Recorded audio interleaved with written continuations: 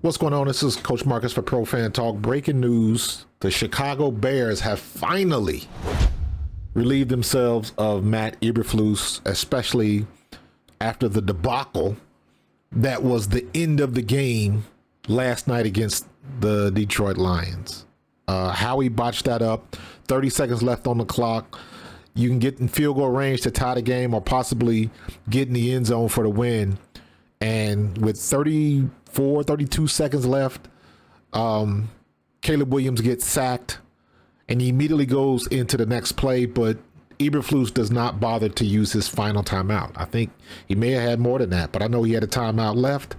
Didn't use it, at least set it up for a kick so you can at least try to get the field goal. You had plenty of time to do that, and for whatever reason, he did not call the timeout, and it was a total failure on his part.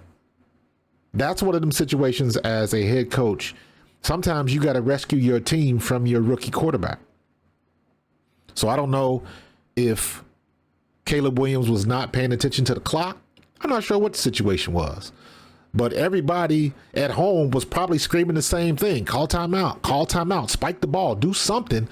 But save the last, 5 seconds left on the clock so you can at least have the possibility to kick a game-time field goal. And they didn't do it. And Eberflus looks like an idiot. Period. So they probably shouldn't have brought him back from last year, but woulda, coulda, shoulda, don't do nothing but rhyme. They brought him. It is what it is. It wasn't a good look. And for all of the people bashing on Caleb Williams is not that bad. He's taking his rookie lumps, but so they've lost the game because of the failure of coaching, not calling the timeout.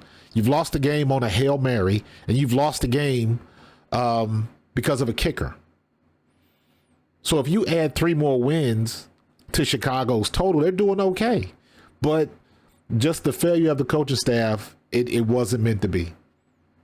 So they got to start over and try to find another coach that can right the ship and get all of these guys going in the same direction, because they got good players. But let me be honest with you, they could have done this with Justin Fields.